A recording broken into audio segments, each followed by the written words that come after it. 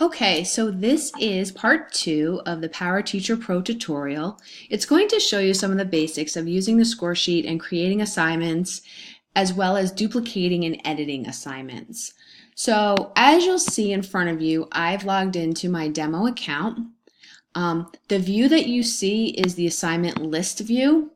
If you're not comfortable with this view, or you just want a view that you're familiar with, just click on the grading tab in the upper left-hand corner and click on score sheet. And that will bring you to your roster and then also your list of assignments that are arranged horizontally.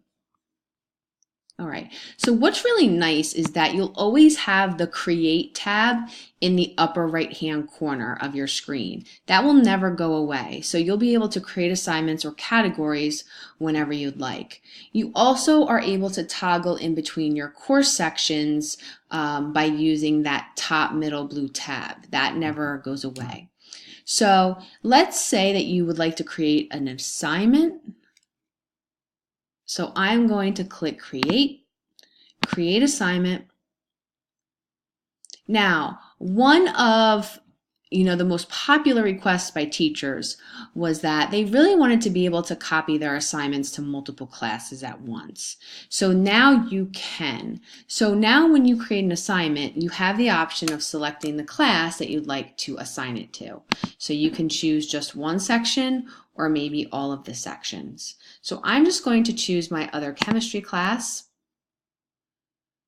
So section 1 and section 4 or period 4, I'm going to assign this assignment to. I need to provide a name, so I'm going to just say lab. Let's do pre-lab questions. My category, so your categories that you created when you set up your year and your quarters should be listed here. So I'm going to choose homework.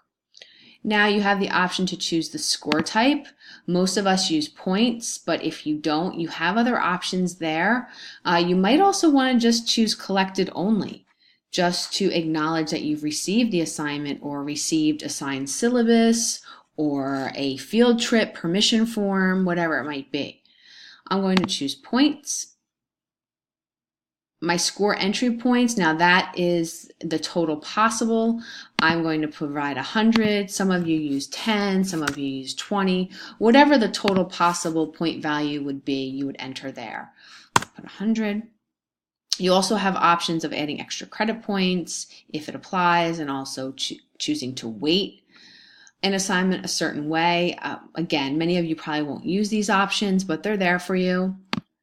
Do I want to count it in the final grade? Yes, so I'll click that option. And then you have the option to choose the due date for each individual class that you're assigning this assignment to, which is great. So you can choose that tab, and then you can choose a different due date for a different class section. So let's say you meet period 4 on a different day, you can choose a different due date. Okay. You also at the top have some other additional options. You can choose students that you might not want to assign the assignment to. You can also choose when to publish the assignment. Okay, so I'm going to save it and close it. All right, so let's go back. Let's just check here. Assignment list. Here are all of my assignments I've created so far. Pre-lab questions is the assignment that I just recently added. Notice you'll see over to the right, you have the due date, you have the points possible, and then you also have how many students have been scored. So how many did you actually grade so far? I didn't grade any out of 25 students. So at any time you can edit the assignment. You can also edit the assignment by going up to the right-hand corner once you're in the score sheet. And if you click on the assignment and then click on Edit Assignment, it will allow you to edit it right then and there, which is, again, a nice feature. Now, once you're in the score sheet, you can just click the the square to the right of your student's name, and you'll notice that the score inspector pops up over on the right. Now, there are numbers here for teachers that might be using an iPad, but if you're not using an iPad, you can just use your keyboard to enter the score. You can click on the numbers, or you can just type the numbers in, whatever you'd prefer. That's fine. Okay, so you'll enter the score there. Let's say, for example, you want to autofill the entire column. That feature is still available. We had that feature before, and we still have it. So you'll see fill is right within the score inspector, and you can autofill all the way down vertically. Now, some of you might want to fill horizontally. That's a new feature. I'm not sure who would use that. Maybe fitness instructors. It's up to you, but that is also an option. Okay. You do have a lot of codes here. So you have a missing code, you have collected, you have late. So those are there for you to use as well. So let's say, for example, Weaver was absent due to medical reasons. You might not want to put a 0. That might not be the best option. So maybe you'll just want to put that he was absent. And you'll notice that there's a little icon there. I'm going to delete that 0. But I do want to keep absent. I might want to include some comments. This is where you would include those comments.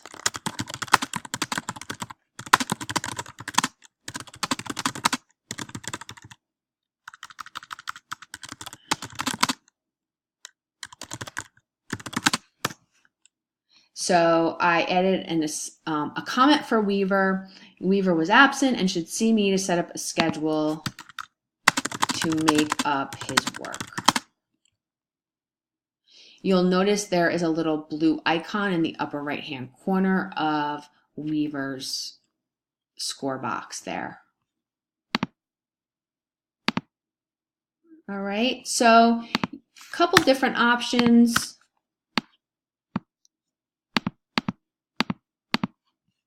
Don't forget, you can always change your view. Maybe you want to make it medium. Maybe in the upper right-hand corner when you click that headshot, maybe you want to make the view small. You always have that option. That gear symbol in the upper right-hand corner offers a lot of additional functions, importing scores, exporting scores, and we'll probably go over that in the next tutorial. But this was just a very quick tutorial to show you how to add an assignment, edit the assignment, and also to insert scores.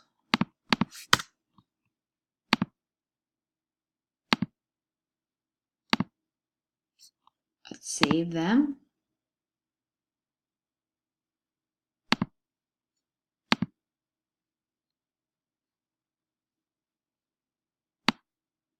Now, another great feature that I really like is that you do have the option of looking at the most recent assignments first. So you can just look at certain assignments that were assigned today if you want. You might want to look at assignments that were due this week. So you click those features up at the top and then click apply. You can actually choose the due date range. So that's another nice feature. All right, any other questions, feel free to email me. But again, just a quick tutorial on how to add and edit assignments in PowerTeacher Pro.